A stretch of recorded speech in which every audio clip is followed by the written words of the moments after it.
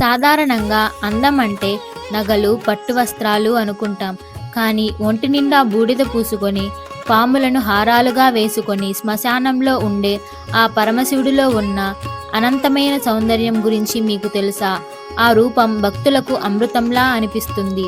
ముక్కంటి అలంకారాల వెనుక ఉన్న ఆ దివ్యమైన అందాన్ని మనం ఈరోజు తెలుసుకుందాం. లింగ పురాణం ఎపిసోడ్ 57 శివుని దివ్య సౌందర్యం. ఓం నమ శివాయ. శ్రీ సద్గురు సీతారామమ్మ గారి ఆశీస్సులతో లింగ పురాణ వైభవాన్ని కొనసాగిద్దాం. శివయ్య సౌందర్యం వర్ణనాతీతం. ఆయన జటలలో నిగనిగలాడే చంద్రవంక ఆకాశంలోని వెలుగును తలపిస్తుంది. ఆ జటల నుండే గలగల పారే గంగమ్మ శివయ్య తల మీద ఒక తెల్లని పూలమాలలా కనిపిస్తుంది. ఆయన ముఖం కోటి సూర్య ప్రభలతో వెలిగిపోతుంటుంది. నుదుటి మీద ఉన్న ఆ ఫాలనేత్రం అజ్ఞానాన్ని దహించే జ్ఞానాగ్నిలా మెరుస్తుంటుంది.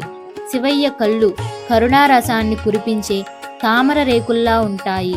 ఆయన నీలకంఠం విషాన్ని మింగిన గుర్తుగా కాకుండా లోకాన్ని కాపాడిన ఒక పవిత్రమైన నగలా కనిపిస్తుంది. ఆయన ధరించే పులి చర్మం వీరత్వానికి గుర్తు అయితే, ఒంటి నిండా పూసుకున్న విభూది ఆయన దేహానికి ఒక తెల్లని చందనం లాంటి అందాన్ని ఇస్తుంది. మెడలో కదిలే పాములు భయం కలిగించవు. అవి ఆయనకు ప్రాణపదమైన ఆభరణాలుగా శోభిస్తాయి. శివయ్య చిరునవ్వు కోటి చంద్రుల వెన్నెల కన్నా చల్లగా ఉంటుంది. ఆయన చేతిలో ఉన్న త్రిశూలం మరియు డమరుకం కేవలం ఆయుధాలు కావు, అవి ఆయన రూపానికి ఒక రాజసాన్ని అద్దుతాయి. మన హృదయంలో కొలువైన ఆ సదాశివుడి రూపం భక్తులకు కైలాసమే. ఆ అందం కళ్ళకు కనిపించేది కాదు, కేవలం భక్తితో అనుభవించేది. మనం ఆ దివ్య రూపాన్ని ధ్యానిస్తే మనసులో ఉన్న కల్మషం అంతా తొలగిపోతుంది.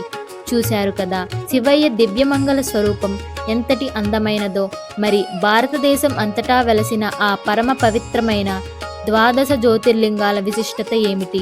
ఆ 12 క్షేత్రాల వెనుక ఉన్న రహస్యాలు ఏమిటి? వచ్చే ఎపిసోడ్లో తెలుసుకుందాం. తదుపరి ఎపిసోడ్ మిస్ కాకుండా ఉండటానికి మన సద్గురు సీతారామమ్మ ఛానల్ను వెంటనే సబ్స్క్రైబ్ చేసుకోండి. ఓం నమ శివాయ.